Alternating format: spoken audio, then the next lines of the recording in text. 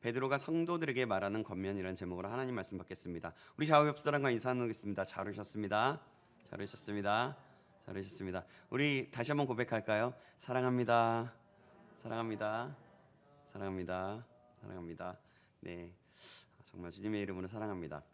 사랑하는 여러분, 우리가 세상에 살아가다 보면 많은 메시지를 듣고 살아가게 됩니다.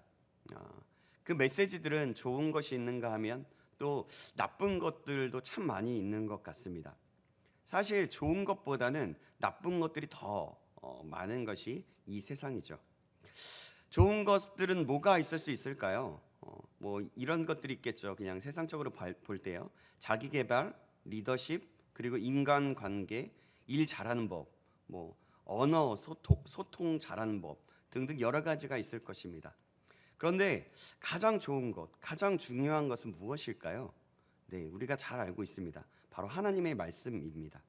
하나님의 말씀은 더할 나위 없이 좋은 것입니다. 왜냐하면 하나님의 말씀은 진리이기 때문입니다. 그런가 하면 나쁜 것은 무엇이 있을까요? 세상에서 무조건 이겨야 한다. 내 마음대로 살아라. 내가 하고 싶은 대로 내가 좋은 거면 다 좋은 거다 하면서 참 진리가 없는 메시지를 많이 하게 됩니다. 듣게 되죠. 그리고 우리가 그 참 진리가 없다고 하는 그 세상에서 우리는 여러 가지를 듣고 보게 됩니다. 이것뿐만이 아니죠. 더 많은 것들이 있습니다. 이 언급하지 않았던 많은 것들이 있습니다. 우리는 그런데 어떤 것에 중점을 두고 살아야 할까요? 어떤 메시지를 듣고 살아야 할까요? 바로 하나님의 말씀이죠. 참 진리 가운데 나아가야 합니다. 그런데 하나님의 진리의 말씀 가운데 살아가다 보면 그 진리의 말씀이 정말 하나님으로부터 온 건강한 말씀인지 분별할 수 있어야 합니다. 왜냐하면 이 세상은 정말 너무 어지러워서요. 진리의 말씀이라고 하면서 다른 말씀을 좀 변질된 말씀을 나누고 전하는 사람들도 있기 때문입니다. 어떤 사람들은 성경을 잘못 해석하고 그것을 옳은 것으로 여기는 사람이 있는가 하면 자기 자신의 뜻에 맞추어 성경을 짜맞추기도 합니다. 그것을 참 진리의 말씀인 것처럼 속이고 말하기도 하죠. 우리는 그들을 거짓 교사, 이단이라고 말합니다. 잘못된 교리를 퍼뜨리기도 하는 사람들이죠. 베드로서는 이런 이단, 거짓 교사에 대한 것을 조심하라는, 그렇게 조심해서 살아가는 방법들에 대해서 말하고 있는 메시지가 담고 있습니다. 베드로 전서는 로마의 공권력을 비롯한 외부로서의 오는 핍박을 성도들이 잘 대처하면서 거룩한 삶을 살도록 격려하기 위해서 쓰였다면, 두 번째로 보내는 베드로 후서는 교회 내부에 일어나 위험한 교리를 퍼뜨리고 성도들을 미혹시키는 거짓 교사들과 이단에 대한 경각심을 불러일으켜 기존의 믿음에서 흔들림 없이 더욱 성장해 가도록 독려하기 위해서 쓰여졌습니다. 1절에 보니까 베드로는 수신자들을 이렇게 말합니다. 1절 말씀입니다. 우리 하나님과 구주 예수 그리스도의 의를 힘입어 동일하게 보배로운 믿음을 우리와 함께 받은 자들이라고 합니다. 이 말은 수신자나 보내는 자나 모두가 하나님과 예수 그리스도의 의를 힘입어서 죄와 사망의 권세에서 구원케 하셔서 보배로운 믿음을 가진 존귀한 자임을 말씀하고 있는 것입니다. 그런 성도들에게 은혜와 평강이 있기를 축복하며 서신서는 시작합니다. 베드로의 이 서신은요, 사실상 모든 믿음을 가진 자들을 향하여 보내는 편지입니다. 과거나 지금이나 우리가 사는 현재도 마찬가지로 잘못된 이단과 미혹하는 거짓 교사들이 있으니 조심하라고 말씀하면서 믿음에서 흔들림 없이 더욱더 성장해 가라고 말씀하고 있는 것입니다. 그래서 우리는 이 편지의 수신자임을 우리가 알고 온전히 또 우리에게 권면하고 있음을 알고 말씀을 들어야 할 것입니다. 그럼 베드로는 어떻게 성장해 가라고 말씀할까요? 우리 4절 말씀 보시겠습니다. 4절 말씀 제가 읽겠습니다. 이로써 그 보배롭고 지극히 큰 약속을 우리에게 주사 이 약속으로 말미암아 너희가 정욕 때문에 세상에서 썩어질 것을 피하여 신성한 성품에 참여하는 자가 되게 하려 하셨느니라. 아멘. 하나님의 약속으로 말미암아 세상에서 썩어질 것을 피하여서 신성한 성품에 참여한 자가 되라고 말씀합니다. 그럼 썩어질 것을 피하고 신성한 성품에 참여하는 것은 무엇이고 어떤 자들일까요? 5절에서 8절 말씀 보면 나옵니다. 제가 5절 읽고 6절은 같이 읽고 또 7절은 제가 읽고 8절도 같이 읽고 이런 방식으로 우리 한번 읽어보겠습니다. 제가 먼저 5절 읽겠습니다. 그러므로 너희가 더욱 힘써 너희 믿음의 덕의 지식을 6절입니다. 지식의 절제를, 절제의 인내를, 인내의 경건을 7절입니다. 경건의 형제 우애를, 형제 우애의 사랑을 더하라. 이런 것이 너희에게 있어 흡족한즉 너희로 우리 주 예수 그리스도를 알기에 게으르지 않고 열매 없는 자가 되지 않게 하려니와. 아멘. 뭐라고 합니까? 믿음의 덕의 지식을, 그리고 지식의 절제를 계속해서 이렇게 하나하나씩 말씀하고 있습니다. 그것을 7가지 성품으로 언급하고 있죠. 그럼 7가지 성품에 대해서 한번 보겠습니다. 첫 번째가 뭐였습니까? 믿음의 덕입니다. 덕은 도덕성과 윤리성을 뜻합니다. 베드로는 믿음에 더하여져야 할 것으로 가장 먼저 덕을 언급했습니다. 그만큼 덕이 중요하다는 것입니다. 도덕성과 윤리성을 무시하는 믿음은 또한 이단적이고 무속적인 위태한 믿음일 수 있습니다. 입으로 이렇게 얘기하죠. 사람들이 믿습니다 막 하고 그렇죠? 예. 그러면서 긍정적으로 산다 하면서 도덕과 윤리를 무시하고 자기 긍정에만 도취되어 살면 안 된다는 것입니다. 성도는 예의 바른 모습도 보이고 더 나아가 이해하고 용서하는 마음도 가져야 합니다. 그것이 사실은 탁월해야 하는 것이 바로 성도입니다. 그래서 예수님처럼 이런 기도를 해야 합니다. 하나님, 저들이 몰라서 저렇게 합니다. 저들을 용서하여 주시옵소서. 또한 저도 잘 못합니다. 저도 잘 못하여서 못합니다. 하나님, 저를 용서하여 주시고 더 진리를 알 수 있도록 도와주시옵소서. 이렇게 우리는 기도해야 할 수 있어야겠습니다. 두 번째는 무엇일까요? 두 번째는 지식입니다. 덕과 함께 지식도 함께 있어야 합니다. 제일 중요한 지식은 무엇일까요? 하나님을 아는 지식입니다. 하나님의 진리는 하나님의 뜻을 나타내는데 그것은 다 성경에 기록되어 있습니다. 그러므로 예수 그리스도를 참으로 믿는 자는 성경 말씀을 주야로 읽고 듣고 배우고 묵상하고 또 계속해서 연구하고 암송하기를 힘써야 합니다. 그러할 때 하나님을 알 수 있고 그 뜻을 또한 알 수 있는 것입니다. 그와 더불어 적절한 상식의 지식도 필요하겠죠. 이 세상을 살아가다 보면. 그렇습니다. 이런 지식이 우리 안에 있어야 한다는 것입니다. 하나님을 아는 올바른 지식, 그 아는 지식이 있을 때에 그 성품에 함께 있을 때에 있으라고 권면하면서 이 성도가 온전한 자임을 얘기하고 있는 것이죠. 셋째는 무엇일까요? 절제입니다.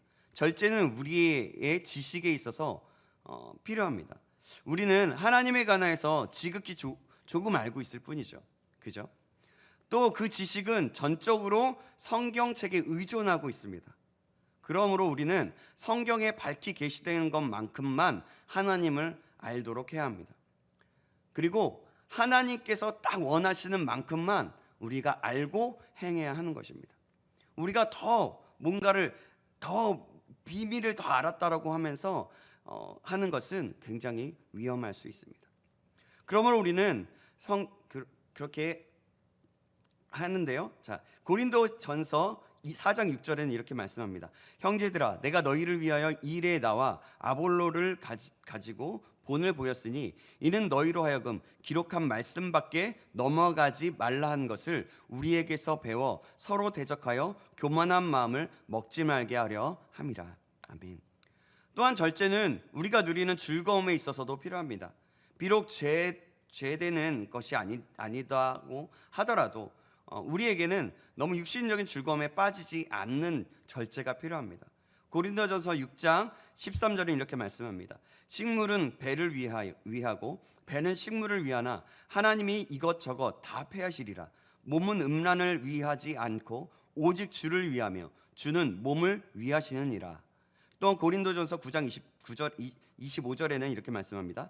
이기기를 다투는 자마다 모든 일에 절제하나니 저희는 썩을 면류관을 얻고자 하되 우리는 썩지 아니할 것을 얻고자 하노라. 아멘. 우리는 말씀이 주는 것 같이 절제의 생활에 힘써야 하는 것입니다. 그렇게 베드로는 이 절제함이 중요한 것을 말씀하고 있습니다. 그럼 네 번째는 무엇일까요? 네 번째는 인내입니다. 인내는 참는 것인데요, 그냥 막연히 참는 것이 아닙니다. 하나님의 약속을 기억함으로 믿음으로 기다리는 것입니다. 하나님의 약속이 분명히 성취될 것을 기대하는 마음으로 있는 것입니다. 사람은 인내한 만큼 성장합니다. 사람과의 관계에서도 마찬가지입니다. 형제를 사랑할 때도 인내가 필요하죠. 인내하다 보면 어디선가 길이 열리게 되어 있습니다.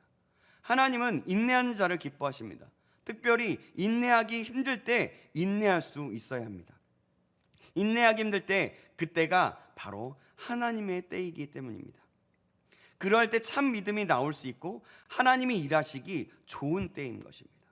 하나님은 인내하는 자들을 통해서 일하십니다. 사랑하는 여러분, 저와 여러분이 그때가 기회인 줄 알고 끝까지 인내하면서 반드시 그 인내할 때에 반드시 하나님께서 좋은 열매를 얻게 하실 줄 믿으시기 바랍니다. 이 사실을 기억하고 인내할 줄 알아서 그 뜻을 이뤄드릴 수 있는 저와 여러분 되길 주님의 이름으로 축원합니다. 다섯 번째는 경건입니다. 경건은 항상 하나님을 의식하며 두려워하며 사는 것을 말합니다. 그것은 하나님께 예배하는 태도이고요, 범사에 하나님을 인정하는 태도입니다. 하나님과 항상 교제하고 그와 동행하기를 원하는 자는 바로 경건한 자라고 말합니다. 그러므로 경건은 모든 성도들에게 꼭 필요한 것입니다. 또한 경건이란 조용히 자신을 깨끗하게 지키는 것입니다. 간단히 말하면 이렇게 말할 수 있습니다. 과연 어떤 것을 보더라도 작은 것에서도 예수님이라면 어떻게 하셨을까라고 하면 예수님의 생각을 알 수 있게 되는 거죠. 그럼 예수님이 하신 말씀이 기억되어지고 또 하나님을 더욱더 의식하게 되는 것입니다. 그럼 우리는 예수님의 마음을 가지고 조금이나마 예수님을 닮은 삶을 살 수 있게 되는 것입니다. 이렇게 예수님처럼 살아려고 하는 것, 이것이 바로 경건인 것입니다. 베드로는 이것을 말씀합니다. 또 여섯 번째는 형제 우애입니다. 베드로전서 3장 8절에서 우리가 서로 같은 생각과 같은 감정을 가지고 형제를 사랑하고 상대에 대해 부드러운 마음을 가지고 친절한 생각을 해야 한다고 가르쳤습니다. 하나님께서는 우리가 서로 사이좋게 지내며 살기를 원하십니다. 우리가 서로 잘 지내려면 어떻게 해야 합니까? 어떻게 하는 것이 가장 잘 지낼 수 있을까요? 서로의 모습을 인정하는 것입니다. 서로의 다름을 인정하는 것입니다. 있는 모습 그대로, 그리고 그를 대접하고 섬기는 것입니다. 바로 주님 주신 마음으로 주님이 나를 섬기고 사랑했던 것처럼 그 한 사람 한 사람을 바라보며 주님께서 행하셨던 것처럼 다른 사람을 섬기고 사랑하고 있는 모습 그대로 인정해 주는 것이죠. 우리 모두가 이렇게 섬기는 삶을 살아야 할 것입니다. 로마서 12장 18절에는 이렇게 말씀합니다. 할 수 있거든 너희로서는 모든 사람으로 더불어 화목하라. 아멘. 우리가 서로 섬길 때 화목할 수 있고 형제의 우애를 가지고 사이좋게 지낼 수 있는 것입니다. 우리가 이 사실을 꼭 기억하시기 바랍니다. 아멘. 마지막으로 일곱째, 사랑입니다. 이 사랑이라는 말은 그냥 다른 말이 아닙니다. 아가페를 말합니다. 형제 우애라는 말은 필라델피아보다 더 강한 뜻입니다. 이것은 우리를 사랑하신 하나님의 사랑과 같은 사랑, 즉 무조건적 희생의 사랑, 희생적인 사랑을 나타내는 말입니다. 주님께서는 우리에게 이런 사랑으로 원수까지도 사랑하라고 명령하셨고, 우리에게 용서를 비는 형제의 죄를 70번씩 7번이라도 용서하라고 명령하셨습니다. 사랑은 율법의 완성이라고 성경은 말씀하고 있습니다. 사랑하는 여러분, 우리가 사람을 있는 모습 그대로, 아까 얘기했던 그대로 더 깊은 차원으로 얘기할 수 있겠습니다. 있는 모습 그대로 인정하며 사랑합시다. 예수님이 우리를 사랑하셨듯이 그 사랑을 기억함으로, 그냥 끝없이 우리를 사랑하셨던 것들을 다시 한번 기억함으로 우리도 사랑할 수 있기를 다시 한번 주님의 이름으로 축원합니다. 아멘. 사랑하는 여러분, 세상에서 썩어질 것을 피하여 신성한 성품에 참여하는 자는 이런 자임을 베드로는 말하고 권면하고 있습니다. 그리고 신성한 성품에 참여하여 열매 맺는 삶을 살려면 주 예수 그리스도를 알기에 게으르지 말라고 8절에 말씀하고 있습니다. 사랑하는 여러분, 저와 여러분이 이러한 신성한 7가지 성품을 가지게 되기를 간절히 소망합니다. 그리하여서 주 예수 그리스도를 알기에 힘써서 하나님의 성품에 참여하고 열매 맺는 사람이 되기를 주님의 이름으로 축원합니다. 아멘. 그런데 우리가 우리의 힘으로 하려고 하면 어떻습니까? 이것이 쉬울까요? 쉽지 않습니다. 아무리 노력해도 잘 안 됩니다. 의지로서는 사실 한계가 있습니다. 본질적으로 보면 사실 우리의 어떠한 의지로서는 아무것도 할 수 없습니다. 그래서 우리는 하나님의 은혜가 있어야 합니다. 그래서 우리는 날마다 하나님의 은혜를 구하면서 하나님의 영에 충만해야 합니다. 그러기 위해서 하나님을 찾고 또 찾아야 합니다. 그래야 하나님의 영이 충만할 수 있기 때문입니다. 그러다 보면 우리는 그 충만하신 은혜로 살아갈 수 있게 됩니다. 하나씩 하나씩 그 성품을 닮아감으로 그 성품으로 살아갈 수 있게 되는 것입니다. 저와 여러분이 이것을 다시 한번 마음 반에 새김으로 하나님의 성품에 참여하고 열매 맺기를 주님의 이름으로 축원합니다. 사도 베드로 사도는 그것에 그치지 않고 더욱더 권면하고 있습니다. 10절 11절 말씀인데요, 이 말씀은 제가 읽겠습니다. 그러므로 형제들아 더욱 힘써 너희 부르심과 택하심을 굳게 하라. 너희가 이것을 행한즉 언제든지 실족하지 아니하리라. 이같이 하면 우리 주 곧 구주 예수 그리스도의 영원한 나라에 들어감을 넉넉히 너희에게 주시리라. 아멘. 무엇입니까? 더욱 힘써 너희 부르심과 택하심을 굳게 하라는 겁니다. 이것을 행하면 언제든지 실족하지 않고 우리 구주 예수 그리스도의 영원한 나라에 들어감을, 즉 천국에 넉넉히 들어가게 된다는 것입니다. 본문 11절에서 천국에 들어감을 넉넉히 주신다는 말씀은 천국에서 크게 환영받고 또 보상받는 존재가 된다는 말씀입니다. 사랑하는 여러분, 더욱 힘써 부르심에 택하심을 굳게 하기를 다시 한번 소망합니다. 베드로는 자신의 소원을 담아 성도들에게 몇 가지 더 간절하게 생각나게 하고 싶다고 했습니다. 그래서 본문 12절에서 내가 항상 너희에게 생각나게 하려 하노라고 언급했고, 13절에서는 너희를 일깨워 생각나게 함이 옳은 줄로 여기노니 라고 언급했고, 또 본문 15절에서도 이런 것을 생각나게 하려 하노라 라고 언급했습니다. 그럼 베드로가 죽기 전에 성도에게 생각나게 하기를 원하는 간절한 소원이 무엇일까요? 그것은 첫 번째로 진리 안에 서는 것입니다. 12절 말씀인데요, 12절 말씀 제가 읽겠습니다. 그러므로 너희가 이것을 알고 이미 있는 진리에 서 있으나 내가 항상 너희에게 생각나게 하려 하더라. 아멘. 이미 알고 이미 있는 진리에 항상 서 있어서 그 진리를 기억함으로 날마다 생각나게 하는 것입니다. 즉 하나님의 진리인 하나님의 말씀 안에 서는 것을 말하죠. 그러니 하나님의 말씀인 진리를 더욱더 진리의 말씀을 읽고 기억하고 지키고 행하여서 삶 가운데 나타내라는 것입니다. 그래서 진리를 생각하는 것, 말씀으로 따라 사는 것을 의미합니다.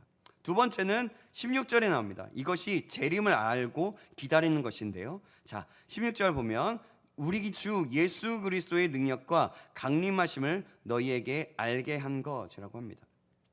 예수님의 재림이 가까웠다는 것을 알고 기다리라는 것입니다. 초대교회 때는 예수님의 재림이 곧 임할 것이라고 생각하면서 신앙생활을 했습니다. 그래서 그 재림을 기억하면서 온전히 믿음으로 목숨을 바쳐서라도 신앙생활을 한 것입니다.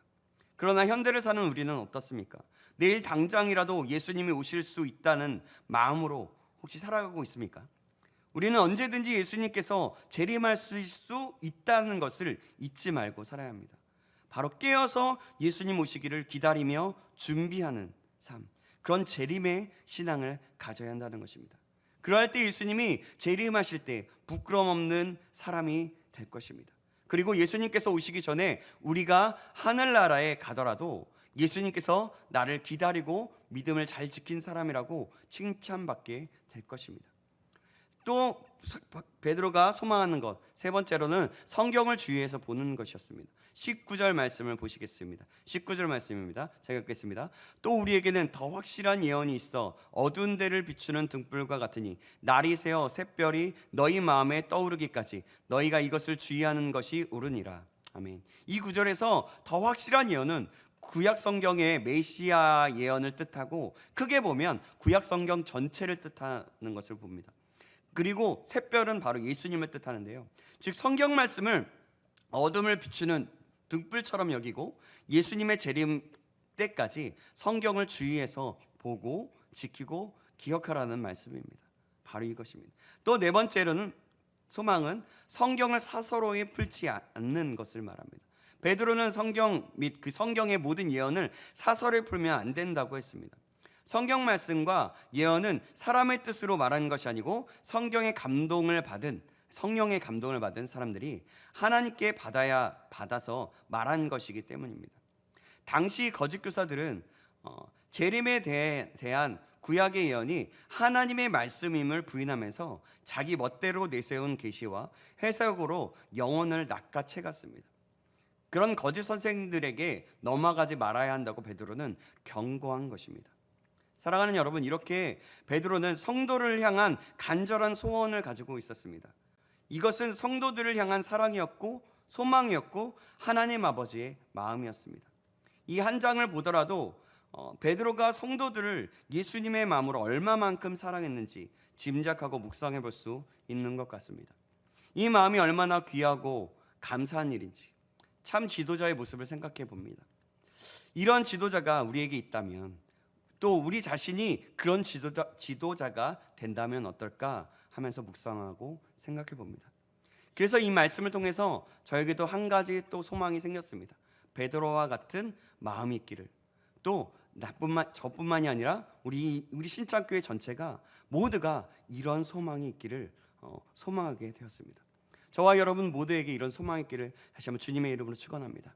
아멘. 사랑하는 여러분, 오늘 말씀은 베드로 사도가 하나님과 예수 그리스도를 믿어 구원받은 성도들에게 권면하면서 보낸 편지로서 우리에게 신성한 성품에 참여하는 것으로 먼저는 7가지를 말씀하였습니다.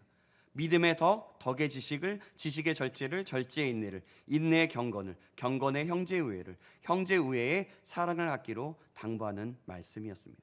또 그와 더불어 더 간절히 소원을 가지고 당부하는 말씀으로 4가지인 진리 안에 거하라는 것, 재림을 알고 기다리라는 것, 또 성경을 주의하여 보라는 것, 또 그 성경을 사서로이 풀지 말라라는 것을 말씀을 통해서 우리가 듣게 되었습니다. 이 모든 것은 성도들을 향한 사랑이었고 소망이었고 간절함이었습니다. 저와 여러분 모두가 이 모든 사랑과 소망과 간절함의 권면을 믿음과 감사함과 또 사랑함으로 받고 그 뜻을 이룰 수 있는 저가 되기를 주님의 이름으로 축원합니다. 그리하여서 믿음으로 살아내어 그 성품에 참여하고 온전한 주님께서 원하시는 열매를 맺는 저와 여러분 되기를 간절히 소망합니다. 기도하시겠습니다. 사랑하는 하나님 아버지, 오늘 말씀을 통해서 깨달음을 주심에 감사합니다. 오늘 베드로 사도가 말씀한 것처럼 신성한 성품에 참여하는 7가지 믿음의 덕, 덕의 지식을, 지식의 절제를, 절제의 인내를, 인내의 경건을, 경건의 형제 우애를, 형제 우애의 사랑을 가진 자로 살아갈 수 있는 믿음과 힘을 주시옵소서. 또 진리 안에 거하게 하시고 재림을 알고 재림을 기다리며 소망하게 하시며 또 성경을 주의하여 보고 사서로이 풀지 말라는 말씀을 기억함으로 살아날 수 있도록 주님 인도하여 주시옵소서. 살아계신 우리 구주 예수 그리스도의 이름으로 기도합나이다. 아멘.